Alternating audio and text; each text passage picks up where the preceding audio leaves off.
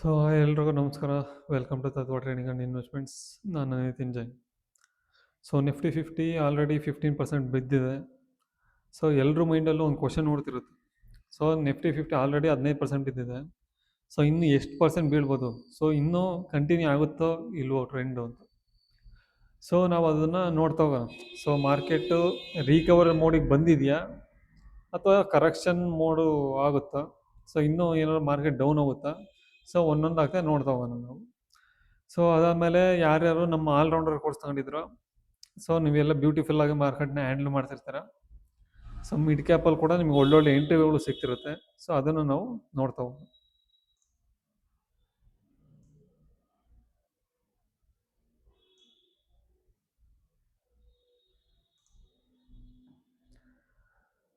So Nifty ನಾವು ನೋಡೋದಾದ್ರೆ ಈ ರೀತಿ ಇದೆ ನಮ್ಮ ಚಾರ್ಟ್ ಇವಾಗ ಪ್ರೆಸೆಂಟ್. ಸೊ ನಾವು ಲೈನ್ ತೆಗೆಯೋಣ. ಸೊ ತುಂಬ ಜನ ಕಾಣಿಸಲ್ಲ. ಎಸ್. ಸೊ ನೀವು ಇಲ್ಲಿ ಐಯಿಂದ ನೋಡೋದಾದರೆ ನಿಫ್ಟಿ 50 ಆಲ್ರೆಡಿ ಒಂದು 15% ಬಿದ್ದಿದೆ. ಸೊ ಸುಮಾರು ಜನಕ್ಕೆ ಕಾಡಿಸ್ತಿರೋ ಪ್ರಶ್ನೆ ಏನಪ್ಪ ಅಂತಂದರೆ ನಿಫ್ಟಿ ಇನ್ನೂ ಎಷ್ಟು ಬೀಳ್ಬೋದು? ಸೊ ನೆಕ್ಸ್ಟ್ ಕರೆಕ್ಷನ್ನೇ ಆಗಲ್ವಾ ಅನ್ನೋ ಒಂದು ಕ್ವಶನ್ನು ಎಲ್ರಿಗೂ ಬಂದಿರುತ್ತೆ. ಸೊ ಸುಮಾರು ಜನದ್ದು ಆಲ್ರೆಡಿ ಪೋರ್ಟ್ಫೋಲಿಯೋ ಎಷ್ಟೊಂದು ಮೈನಸ್ ಆಗೋಗಿದೆ. ಸೊ ಅದಕ್ಕೋಸ್ಕರನೇ ಹೇಳೋದು asset allocation is very important ಅಂತ. ಸೊ ನಿಮ್ಮ ಹತ್ರ ಬರೋ ದುಡ್ಡೆಲ್ಲ ನೀವು ಬರೀ ಸ್ಮಾಲ್ ಕ್ಯಾಪು ಮಿಡ್ ಕ್ಯಾಪಲ್ಲೇ ಅಲೋಕೇಟ್ ಮಾಡಿದ್ರಿ ಅಂತಂದರೆ ಸೊ ನಿಮ್ಮದು ರಿಸ್ಕ್ ಕೂಡ ಜಾಸ್ತಿನೇ ಇರುತ್ತೆ. ಸೊ ಅದಕ್ಕೆ ಯಾವತ್ತೇ ಆಗಲಿ ನಾವು ಆದಷ್ಟು large cap, mid cap, small ಕ್ಯಾಪಲ್ಲಿ ಆದಷ್ಟು ಕಮ್ಮಿ ಏನು ಪೋರ್ಟ್ಫೋಲಿಯೋ ಮೇಂಟೈನ್ ಮಾಡಬೇಕು. ಸೊ ಅದಾದಮೇಲೆ ನಾವು ಏನು ಮಾಡಬೇಕು, ಡೆಪ್ಟ್ ಇನ್ಸ್ಟ್ರೂಮೆಂಟು ಮತ್ತು ಗೋಲ್ಡಲ್ಲಿ ಸೊ ಕೂಡ ನಾವು ಡೈವರ್ಸಿಫೈ ಮಾಡಿರ್ಬೇಕು. ಸೊ ಅವಾಗ ಏನಾಗುತ್ತೆ, ನಮ್ಮದು ಪೋರ್ಟ್ಫೋಲಿಯೋ ಅಷ್ಟೊಂದು ಮಾರ್ಕೆಟು ಇಷ್ಟು ಬಿದ್ದರೂ ಸಮೇತ ನಮ್ಮದು ಪೋರ್ಟ್ಫೋಲಿಯೋ ಅಷ್ಟೊಂದು ಬೀಳಲ್ಲ. ಸೊ ಅದಕ್ಕೋಸ್ಕರ asset allocation is important. So ನಾವು ವೇವ್ ಅನಾಲಿಸಿಸ್ ಪ್ರಕಾರ ನೋಡ್ತಾ ಹೋಗೋಣ. ಸೊ ನಾವು ನ್ಯೂಸ್ ಎಲ್ಲ ಯಾವುದೋ ನಂಬಲ್ಲ. ಸೊ ನಾವು ಏನಿದ್ರು ಪ್ಯೂರ್ಲಿ ಚಾರ್ಟ್ ಹೇಳಿದ ಮಾತ್ರ ನಾವು ಕೇಳೋದು. ಸೊ ಚಾರ್ಟ್ ಏನು ಹೇಳುತ್ತೋ ಸೊ ನಾವು ಅದ್ರ ಪ್ರಕಾರನೇ ಟ್ರೇಡ್ ಮಾಡ್ತಾ ಹೋಗೋದು. ಸೊ ಅಟ್ ಪ್ರೆಸೆಂಟು ನಾವು ಇವಾಗ ವೇವ್ ಅನಾಲಿಸಿಸ್ ಪ್ರಕಾರ ನೋಡೋದಾದರೆ ಮಾರ್ಕೆಟ್ ಇವಾಗ ವೇವ್ 1 ಆಗಿದೆ, ವೇವ್ 2 ಆಗಿದೆ, ವೇವ್ 3 ಆಗಿ 4 ಆಗಿ 5 ಆಗ್ತಿದೆ. ಸೊ 5 ಇಲ್ಲಿಗೆ ಎಂಡ್ ಆಗಿದೆಯೋ ಇಲ್ಲ ಇನ್ನೂ ಕನ್ಫರ್ಮೇಷನ್ ಸಿಕ್ಕಿಲ್ಲ. ಸೊ ಟ್ರಂಪ್ ನೋಡಿದ್ರೆ ಏನೋ ಒಂದು ಗುಡ್ ನ್ಯೂಸ್ ಕೊಟ್ಟರು ಇವತ್ತು ಅಂತ ಮಾರ್ಕೆಟ್ ಒಂದು ಸ್ವಲ್ಪ ಗ್ಯಾಪ್ ಅಪ್ ಆಗಿ ಅಲ್ಲೇ ಕ್ಲೋಸ್ ಆಗಿದೆ. ಸೊ ವೇವ್ 5 ಇಲ್ಲೇ ಮುಗ್ದು ನಮಗೆ ನೆಕ್ಸ್ಟು ABC ಆಗುತ್ತಾ ಅಂತ ನಾವು ಕಾದು ನೋಡಬೇಕಾಗುತ್ತೆ. ಸೊ ಇನ್ನು ನಮಗೆ ಆ ಒಂದು ಕನ್ಫರ್ಮೇಷನ್ ಸಿಕ್ಕಿಲ್ಲ. ಸೊ ಇನ್ನು ವೇವ್ 5 ಎಂಡ್ ಆಗಿದೆ ಅನ್ನೋ ಕನ್ಫರ್ಮೇಷನ್ ಸಿಗ್ದಲೇ ಇರೋ ರೀಸನಿಂದ ನಾವು ಅಟ್ ಪ್ರೆಸೆಂಟು ಇನ್ನೂ ಒಂದು ಸ್ವಲ್ಪ ಕೆಳಗೆ ಹೋಗುತ್ತೋ ಇಲ್ವೋ ಅನ್ನೋದು ಕೂಡ ನಾವು ನೋಡೋಕ್ಕಾಗಲ್ಲ. ಸೊ ನಮ್ಮ ಟ್ರೆಂಡ್ ಲೈನ್ ಪ್ರಕಾರ ನಾವು ನೋಡೋದಾದರೆ ಇಲ್ಲಿ ಈ ಒಂದು ಟ್ರೆಂಡ್ ಲೈನ್ನ ಬ್ರೇಕ್ ಮಾಡ್ತು. ಸೊ ನನ್ನ ನೆಕ್ಸ್ಟ್ ಟಾರ್ಗೆಟ್ ಇದಾಗಿತ್ತು. ಆದರೆ ಇವತ್ತು ನೋಡಿದ್ರೆ ಸ್ವಲ್ಪ ಗ್ಯಾಪ್ ಅಪ್ ಆಗಿ ಡೋಜಿ ಆಗಿದೆ. ಸೊ ಇನ್ನೂ ನಮಗೆ ಕನ್ಫರ್ಮೇಷನ್ ಸಿಕ್ಕಿಲ್ಲ. ವೇವ್ 5 ಮುಗ್ದಿದೆ ಅನ್ನೋ ಕನ್ಫರ್ಮೇಷನ್ ನಮ್ಗೆ ಇನ್ನೂ ಸಿಕ್ಕಿಲ್ಲ. ಸೊ ನೋಡೋಣ ನಾಳೆ ಯಾವ ರೀತಿ ಮಾರ್ಕೆಟ್ ಮೂವ್ಮೆಂಟ್ ಆಗುತ್ತೆ ಅಂತ. ಸೊ ಅಕಸ್ಮಾತ್ ಏನಾದ್ರು ವೇವ್ 5 ಇಲ್ಲೇ ಮುಗ್ದಿತ್ತು ಅಂದರೆ ನೆಕ್ಸ್ಟ್ ಎ ಆಗುತ್ತೆ, ಬಿ ಆಗುತ್ತೆ, ಸಿ ಆಗುತ್ತೆ. ಸೊ ನಿಮಗೆ ನೆಕ್ಸ್ಟು ಅದೆಲ್ಲಿವರೆಗೂ ಹೋಗ್ಬೋದು ಅಂತ ನೀವು ನೋಡೋದಾದರೆ ಸೊ ನೆಕ್ಸ್ಟು ಫಿಬೋನಚ್ಚಿ ಹಾಕೊಳ್ಳೋಣ.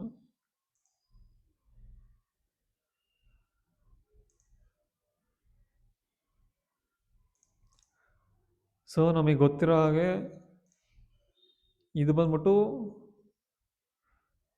Wave 4ನ wave A. ಸೊ ಏನು ಒಂದು ದೊಡ್ಡ ಟ್ರೆಂಡ್ ಆಗ್ತಿದೆ ಆ ಒಂದು ವೇವ್ 4ನ ವೇವ್ ಎ.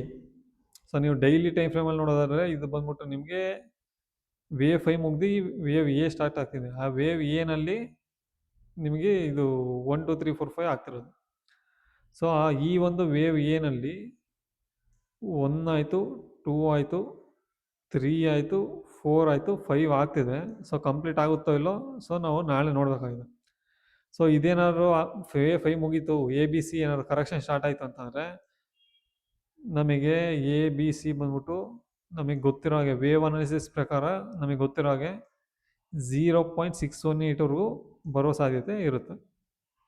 ಸೊ ಇನ್ನೂ ಪ್ರೆಷರ್ ಜಾಸ್ತಿ ಇತ್ತು ಅಂದರೆ 0.786ವರೆಗೂ ಬೇಕಾದ್ರೂ ಹೋಗ್ಬೋದು. ಸೊ ಪ್ರೆಷರ್ ಇಲ್ಲ ಅಂದರೆ ನಾರ್ಮಲಿ 0.618ಇಂದನೇ ಮತ್ತೆ ರಿವರ್ಸ್ ಆಗುತ್ತೆ. ಸೊ ರಿವರ್ಸ್ ಆದರೆ ನೆಕ್ಸ್ಟು ಏನಾಗುತ್ತೆ ಅಂತ A=C ಫಿಬೊನಚ್ಚಿ ಹಾಕೊಂಡ್ರೆ ಗೊತ್ತಾಗುತ್ತೆ. ಸೊ ನಾನು ಅದನ್ನು ನಿಮ್ಗೆ ಇವಾಗಲೇ ಹೇಳೋದಿಲ್ಲ, ಯಾಕಂದರೆ ಪ್ಯಾನಿಕ್ ಕ್ರಿಯೇಟ್ ಮಾಡ್ದಂಗೆ ಆಗುತ್ತೆ. ಸೊ ಅದಕ್ಕೋಸ್ಕರ ವೆಯ್ಟ್ ಮಾಡಿ ನೋಡಿ ಮಾರ್ಕೆಟ್ ಏನಾಗುತ್ತೆ ಅಂತ. ಸೊ ಫಸ್ಟ್ ಬರಲಿ, ಸೊ ಈ ಒಂದು ಟ್ರೆಂಡಿಂದ ಕರೆಕ್ಷನ್ ಆಗಲಿ. ಸೊ ಕರೆಕ್ಷನ್ ಆದಮೇಲೆ ನಾವು ಅದನ್ನು ನೋಡ್ತಾ ಹೋಗೋದು.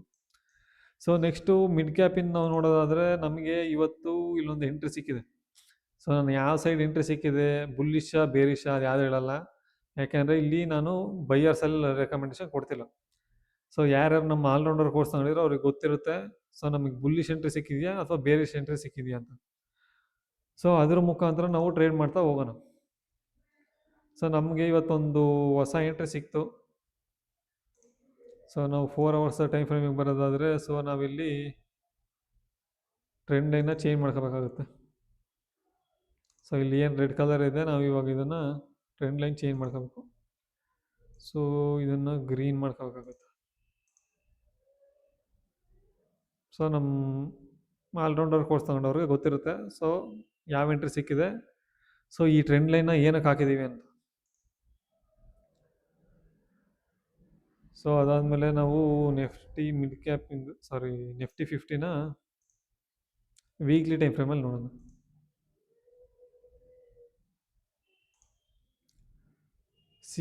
ನಿಫ್ಟಿ 50ಲಿ ವೀಕ್ಲಿ ಟೈಮ್ ಫ್ರೇಮಲ್ಲಿ ಸೊ ನಮಗಿನ್ನೂ ಇದು ವೇವ್ 1, 2, 3 ಆಗ್ತಿದೆ. ಸೊ ಇದು ಬಂದ್ಬಿಟ್ಟು 1, ಇದು ಬಂದ್ಬಿಟ್ಟು 2, ಇದು 3 ಆಗ್ತಿದೆ. ಸೊ ಇಲ್ಲಿ ಏನಾದರೂ ನಮಗೆ ಡೈಲಿ ಟೈಮ್ ಫ್ರೇಮಲ್ಲಿ ವೇವ್ 5 ಮುಗ್ದು ABC ಆಯಿತು ಅಂತ ಅಂದರೆ ಇಲ್ಲಿ 1, 2, 3 ಆಗಿರುತ್ತಲ್ಲ, ನೆಕ್ಸ್ಟ್ ಇದು 4 ಅಂತ ನಾವು ಓದ್ಬೋದು. ಸೊ ನೆಕ್ಸ್ಟು 5 ಆಗೋ ಸಾಧ್ಯತೆ ಇರುತ್ತೆ. ಸೊ ಫಸ್ಟು ಇದೊಂದು ಕರೆಕ್ಷನ್ ಆಗಲಿ. ಸೊ ಅದಾದಮೇಲೆ ಒಂದಾದಮೇಲೆ ಒಂದು ಸ್ಟೆಪ್ ಬೈ ಸ್ಟೆಪ್ಪು ನಾವು ಮಾರ್ಕೆಟ್ನ ಹಿಡಿತಾ ಹೋಗೋಣ. ಸೊ ಇಲ್ಲಿ ನೋಡಿ ಯಾರು ಬೈಯಿಂಗು ಸೆಲ್ಲಿಂಗು ಹೋಗಬೇಡಿ, ಇದು ಜಸ್ಟ್ ಅನಾಲಿಸಿಸ್ ಅಷ್ಟೇ. ಸೊ ಇದು ನಿಮ್ಮ ಸ್ಟಡಿಗೋಸ್ಕರ ಯೂಸ್ ಮಾಡ್ಕೊಳ್ಳಿ ಅಷ್ಟೆ. ಇದನ್ನು ನೋಡಿ ಬೈ ಮಾಡೋದು ಮತ್ತೆ ಮಾರ್ಕೆಟ್ ಅದರ ಆಪೋಸಿಟ್ ಆದರೆ ನಿಮಗೆ ಎಲ್ಲಿ ಎಕ್ಸಿಟ್ ಆಗಬೇಕು ಅಂತ ಸಮೇತ ಗೊತ್ತಾಗೋದಿಲ್ಲ. ಸೊ ಅದಕ್ಕೋಸ್ಕರ ಇದನ್ನು ಕಲ್ತು ಮಾಡಿ.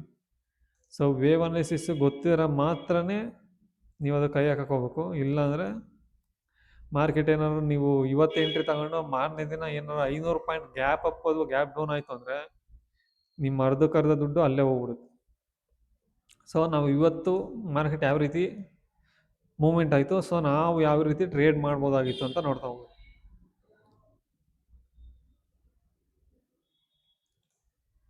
ಸಿ ಇಚ್ಚಿಮೋಗು ಇಂಡಿಕೇಟರ್ನ ನಾನು ಯೂಸ್ ಮಾಡ್ತಾ ಇದ್ದೀನಿ. So market gap up 300 around ಒಂದು 300 ಪಾಯಿಂಟ್ ಗ್ಯಾಪ್ ಅಪ್ ಆಗಿ ಫಸ್ಟ್ನೇ ಕ್ಯಾಂಡಲ್ ನಮಗೆ ರೆಡ್ ಕಲರ್ ಕ್ಯಾಂಡಲ್ ಕೊಡ್ತು. ಸೊ ಇಲ್ಲಿ ನಮ್ಗೆ ಯಾವುದೇ ಎಂಟ್ರಿ ಇಲ್ಲ. ನಾನು ಇವತ್ತು ಟ್ರೇಡ್ ಮಾಡಿಲ್ಲ, ಏನಕ್ಕೆ ಅಂತಂದರೆ IV ಜಾಸ್ತಿ ಇತ್ತು. ಸೊ ನನಗೆ ಇವತ್ತು ಅಷ್ಟೊಂದು ಮೂವ್ಮೆಂಟ್ ಆಗಲ್ಲ ಅನ್ನೋದು ಗೊತ್ತಾಯಿತು. ಏನಕ್ಕೋಸ್ಕರ ಅಂದರೆ ಮಾರ್ಕೆಟ್ಟು ಕೆಳಗಡೆ ಬಂತು, TSKSನ ಬ್ರೇಕ್ ಮಾಡ್ತು, ಮತ್ತೆ TSKS ಒಳಗಡೆ ಹೋಯಿತು, ಮತ್ತೆ TSKS ಒಳಗಡೆ ಮತ್ತೆ ಎಂಟ್ರಿ ಆಯಿತು. ಸೊ ನನಗೆ ಈ ಒಂದು ಟೈಮಲ್ಲೇ ಗೊತ್ತಾಯಿತು ಸೊ ಮಾರ್ಕೆಟ್ ಇವತ್ತು ಸೈಡ್ ವೇಸ್ ಹೋಗುತ್ತೆ, ಅಷ್ಟೊಂದು ಮೂವ್ಮೆಂಟ್ ಇರಲ್ಲ ಅಂತ. ಅದಕ್ಕೋಸ್ಕರ ಇವತ್ತು ನಾನು ಟ್ರೇಡ್ ಮಾಡ್ದಲ್ಲಿರೋದೇ ಒಳ್ಳೇದು ಅಂತ ನಾನು ಇವತ್ತು ಟ್ರೇಡ್ ಮಾಡೋಕ್ಕೆ ಹೋಗಲಿಲ್ಲ. ಸೊ ನೀವು ಇವತ್ತು ಮಾರ್ಕೆಟ್ ನೋಡೋದಾದರೆ ಮಾರ್ಕೆಟ್ ಫುಲ್ ಇವತ್ತು ಅರೌಂಡ್ ಸೈಡ್ ವೇಸ್ ಇತ್ತು. ಈ ಒಂದು ಝೋನ್ ಒಳಗಡೆ ಇವತ್ತು ಮಾರ್ಕೆಟ್ ಫುಲ್ಲು ಮೂವ್ಮೆಂಟ್ ಕೊಡ್ತು. ಸೊ ನಾನು ಇವತ್ತು ಯಾವುದೇ ರೀತಿ ಟ್ರೇಡ್ ತಗೊಂಡಿಲ್ಲ. ಸೊ ಅದಕ್ಕೋಸ್ಕರ ನಾನು ಇಲ್ಲಿ ನೀವು ಎಂಟ್ರಿ ಆಗ್ಬೋದಾಗಿತ್ತು, ಅಲ್ಲಿ ಎಂಟ್ರಿ ಆಗ್ಬೋದಾಗಿತ್ತು ಅಂತ ನಾನು ಹೇಳಕ್ಕೆ ಬರೋದಿಲ್ಲ. ಸೊ ನೀವು ಈ ಒಂದು ಝೋನ್ನ ಮಾರ್ಕ್ ಮಾಡ್ಕೊಂಡು ಮಾಡ್ಬೋದಾಗಿತ್ತು, ಆದರೆ ನಿಮ್ಗೆ ಈ ಒಂದು ಝೋನ್ ಸಿಗೋಷ್ಟೊತ್ತಿಗೆ ಆಲ್ರೆಡಿ 3/4 ಭಾಗ ಟೈಮು ಕಳೆದೋಗಿತ್ತು. ಸೊ ಇವತ್ತು ನೋ ಟ್ರೇಡ್. ಇವತ್ತು ನನ್ನ ಪ್ರಕಾರ ಯಾವುದೇ ಟ್ರೇಡ್ ಇರಲಿಲ್ಲ. ಸೊ ನಾಳೆ ಯಾವ ರೀತಿ ಮಾರ್ಕೆಟು ಮೂವ್ಮೆಂಟ್ ಆಗುತ್ತೆ ಅಂತ ಸೊ ನಾಳೆ ನೋಡ್ತಾ ಹೋಗೋಣ. ಸೊ ಅಕಸ್ಮಾತ್ ಏನಾದರೂ ನಾಳೆ ನಿಮಗೆ ಗ್ಯಾಪ್ ಅಪ್ ಆಯಿತು, ಗ್ಯಾಪ್ ಅಪ್ ಆಗಿ ಫಸ್ಟ್ನೇ ಕ್ಯಾಂಡ್ಲೆ ಗ್ರೀನ್ ಕಲರ್ ಮೂವ್ಮೆಂಟಮ್ ಕ್ಯಾಂಡಲ್ ಆಯಿತು ಅಂತಂದರೆ ನಾವು ಅವಾಗ ಬೇಕಂದರೆ Pನ ಸೆಲ್ ಮಾಡ್ತಾ ಹೋಗ್ಬೋದು. ಸೊ ಜಾಸ್ತಿ ಗ್ಯಾಪ್ ಅಪ್ ಆಗಂಗಿಲ್ಲ. ಸೊ ನಮ್ಮ ರೂಲ್ಸ್ ಪ್ರಕಾರ ಜಾಸ್ತಿ ಗ್ಯಾಪ್ ಅಪ್ ಆಗಂಗಿಲ್ಲ. ಸೊ ಅರೌಂಡ್ ಒಂದು 100 ಪಾಯಿಂಟ್ ಒಳಗಡೆ ಗ್ಯಾಪ್ ಅಪ್ ಆಗಿ ಫಸ್ಟ್ನೇ ಕ್ಯಾಂಡ್ಲೆ ಗ್ರೀನ್ ಕಲರ್ ಮೂವ್ಮೆಂಟಮ್ ಕ್ಯಾಂಡಲ್ ಆಯಿತು ಅಂದರೆ ನಾನಲ್ಲಿ Pನ ಸೆಲ್ ಮಾಡ್ತೀನಿ, Cನ ಬೈ ಮಾಡೋದಿಲ್ಲ. ಏನಕ್ಕೋಸ್ಕರ ಅಂದರೆ ಇವಾಗ ಮಾರ್ಕೆಟು ವಾಲಟಿಲಿಟಿ ಇರೋದ್ರಿಂದ ನಾನು ಆಪ್ಷನ್ ಬೈಯಿಂಗಿಗೆ ಹೋಗ್ಬೋದು, ಅಂದರೂ ಕೈ ಹಾಕಕ್ಕೆ ಹೋಗಲ್ಲ. ಇಟ್ಸ್ ಓಕೆ, ಸೆಲ್ಲಿಂಗಿಗೆ ಹೋಗ್ತೀನಿ. ಸೊ ಅಕಸ್ಮಾತ್ ಏನಾದ್ರು ಗ್ಯಾಪ್ ಡೌನ್ ಆಯಿತು, ಗ್ಯಾಪ್ ಡೌನ್ ಆಗಿ ಫಸ್ಟ್ನೇ ಕ್ಯಾಂಡ್ಲೆ ರೆಡ್ ಕಲರ್ ಮೂಮೆಂಟಮ್ ಕ್ಯಾಂಡಲ್ ಆಯಿತು ಅಂದರೆ ನಾನು ಸಿನ ಸೆಲ್ ಮಾಡ್ತೀನಿ. ಪಿನ ಬೈ ಮಾಡಬೇಕೋ ಇಲ್ಲೋ ಸೆಕೆಂಡ್ರಿ, ಆ ಒಂದು ಮೂಮೆಂಟಮ್ ಪ್ರಕಾರ ನಾನು ಅನಲೈಸ್ ಆ ಒಂದು ಟೈಮಲ್ಲಿ ಡಿಸಿಷನ್ ತಗೊತೀನಿ. ಸೊ ಏನಾದ್ರು ಗ್ಯಾಪ್ ಡೌನ್ ಆಗಿ ರೆಡ್ ಕಲರ್ ಮೂಮೆಂಟಮ್ ಕ್ಯಾಂಡಲ್ ಆಯಿತು ಅಂತಂದರೆ ಸೊ ನಾನು ಏನು ಮಾಡ್ತೀನಿ, ಸಿನ ನಾನು ಸೆಲ್ ಮಾಡ್ತೀನಿ. ಸೊ ನಿಮ್ಮ ಅನಾಲಿಸಿಸ್ ಪ್ರಕಾರ ನೀವು ಮಾಡ್ಬೋದು. ಸೊ ಇದು ಯಾವುದೇ ರೀತಿ ಬೈ ಸೆಲ್ ರೆಕಮೆಂಡೇಶನ್ ಅಲ್ಲ. ಸೊ ಇಲ್ಲಾಂದರೆ ಮಾರ್ಕೆಟು ಫ್ಲ್ಯಾಟ್ ಓಪನಿಂಗ್ ಆಯಿತು ಅಂತಂದರೆ ಸೊ ನಾವು ನೋಡಬೇಕಾಗುತ್ತೆ, ವೆಯ್ಟ್ ಮಾಡಿ ನೋಡಬೇಕಾಗುತ್ತೆ. ಸೊ ಐದರ್ ಈ ಒಂದು ಟಾಪ್ನ ಮೂಮೆಂಟಮ್ ಕ್ಯಾಂಡಲಲ್ಲಿ ಬ್ರೇಕ್ ಮಾಡಬೇಕಾಗುತ್ತೆ, ಇಲ್ಲ ಫ್ಲ್ಯಾಟ್ ಓಪನಿಂಗ್ ಆಗಿ ಇದೊಂದು ಒಂದೇ ನಿಮಿಷ,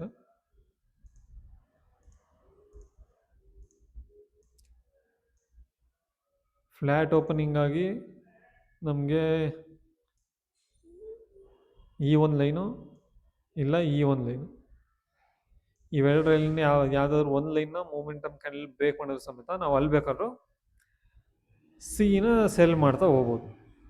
ಸಿ ಐ ವಿ ಜಾಸ್ತಿ ಇದೆ, ಮಾರ್ಕೆಟ್ ವಾಲಟಿಲಿಟಿ ಇದೆ. ಸೊ ಆದಷ್ಟು ಯಾರಿಗೆ ಮಾರ್ಕೆಟ್ನ ಹ್ಯಾಂಡಲ್ ಮಾಡೋಕ್ಕೆ ಕಷ್ಟ ಆಗುತ್ತೆ ಅನ್ಸುತ್ತೋ ಟ್ರೇಡ್ ಮಾಡ್ದಲ್ಲಿದ್ರೇ ಒಳ್ಳೆಯದು. ಸೊ ನನಗೇನಾದ್ರು ಮಾರ್ಕೆಟ್ ಹ್ಯಾಂಡಲ್ ಮಾಡೋಕ್ಕಾಗಲ್ಲ ಅಂತಂದರೆ ನಾನಂತೂ ಟ್ರೇಡ್ ಮಾಡೋಕ್ಕೆ ಹೋಗಲ್ಲ. ಸೊ ಸುಮ್ಮನೆ ದುಡ್ಡು ಮಾಡಬೇಕು ಅನ್ನೋ ಆಸೆನಲ್ಲಿ ಇರೋ ದುಡ್ಡನ್ನು ಕಳ್ಕೊಳಕ್ಕೆ ಹೋಗ್ಬೇಡ್ರಿ. ಸೊ ಸೇಫಾಗಿ ಟ್ರೇಡ್ ಮಾಡಿ. ಸೊ ನಿಮಗೆ ಪರ್ಫೆಕ್ಟಾಗಿ ನಿಮ್ಮ ಅನಾಲಿಸಿಸ್ ಪ್ರಕಾರ ಎಂಟ್ರಿ ಸಿಕ್ತು ಅಂದರೆ ಮಾತ್ರ ಎಂಟ್ರಿ ತಗೊಳ್ಳಿ, ಇಲ್ಲ ಅಂದರೆ ಯಾವುದೇ ಕಾರಣಕ್ಕೂ ಎಂಟ್ರಿ ತಗೊಳಕ್ಕೆ ಹೋಗ್ಬೇಡಿ. ಸೊ ಇದಿಷ್ಟು ನಮ್ಮ ನೆಫ್ಟಿಯ ಮತ್ತು ನೆಫ್ಟಿ ಮಿಡ್ ಕ್ಯಾಪಿನ ಕಥೆ. ಸೊ ನೆಕ್ಸ್ಟ್ ನಾವು ಗೋಲ್ಡ್ ಆ್ಯಂಡ್ ಸಿಲ್ವರ್ನ ನೋಡೋಣ.